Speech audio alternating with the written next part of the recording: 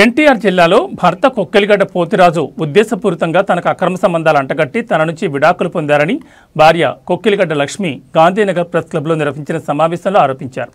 భార్యాభర్తల ఇరువురి పేర్ల మీద ఆస్తులు రిజిస్టర్ అయినడంతో ఆస్తులు తాను ఒక్కడే చేజిక్కించుకునేందుకు భర్త కొక్కెలిగడ్డ పోతిరాజు గత కొద్ది రోజులుగా తనను అనేక రకాల వేధింపులు గురిచేస్తున్నాడని స్పష్టం చేశారు. భర్త నుంచి తనకు ప్రాణహాని ఉందని కొక్కెలిగడ్డ లక్ష్మి ఆవేదన వ్యక్తం చేశారు. ఆటోనగర్లో నివాసం ఉంటున్న తనకు 17 సంవత్సరాల బాబు అఖిల్, 14 సంవత్సరాల పాప వీక్షిత రాజ్ పేరు గల 2 పిల్లలు ఉన్నారని, ప్రస్తుతం పిల్లలు తన భర్త వద్దే ఉంటున్నారని వెల్లడించారు. భర్తకు పేకాట, అమ్మాయిలతో తిరగడం లాంటి చెడు అలవాట్లు ఉండడంతో తన పిల్లల భవిష్యత్తుపై తనకు ఆందోళనకరంగా ఉందని ఆవేదన వ్యక్తం చేశారు. పోలీస్ స్టేషన్లో రక్షించమని కంప్లైంట్ చేయడానికి వెళ్తే పోలీసులు ఏకపక్షంగా వ్యవహరించి తన నోరు నొక్కేశారని, రక్షించాల్సిన పోలీసులు తన భర్త పోతురాజుకు కొమ్ము కాస్తున్నారని బాధితురాలు ఆరోపించారు. భర్త పోతురాజు వల్ల తనతో పాటు తన తల్లిదండ్రులకు, చెల్లికి, కుటుంబ సభ్యులకు ప్రాణహాని ఉందన్నారు. ప్రభుత్వం స్పందించి తనకు న్యాయం చేయాలని మీడియా వేడుకగా వేడుకున్నారు.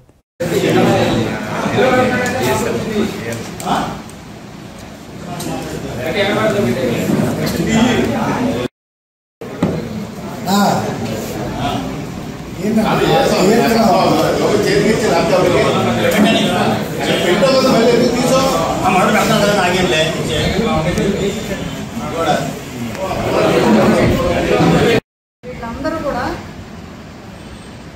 కారకులు సార్. నాకు నా తల్లిదండ్రులకి, నా చెల్లెలికి, లేడీస్ అయితే వీళ్ళందరూ కారకులు సార్. ఇదిగోండి వీళ్ళందరూ వాళ్ళ ఫ్యామిలీ మెంబర్స్ సార్. ప్రాపర్టీ కోసమని వెళ్తాను కదా సార్. డైవర్స్ అయిపోయి ప్రాపర్టీ వదిలేస్తాను సార్. ఏదో రూపంలో కేసులో పెట్టుకుని వెళ్తానేమోనని నన్ను ఇలా అరెస్ట్ చేస్తూనే ఉన్నారు సార్. కేసు అయితే తీసుకోవట్లేదు సార్ పోలీస్ స్టేషన్లో. అసలు పోలీస్ స్టేషన్ ఛాయలు కూడా రానట్లేదు. నువ్వు ఎక్కడ చెప్పుకుంటావు చెప్పుకో, ఏం చేసుకుంటావో చేసుకోవాలి.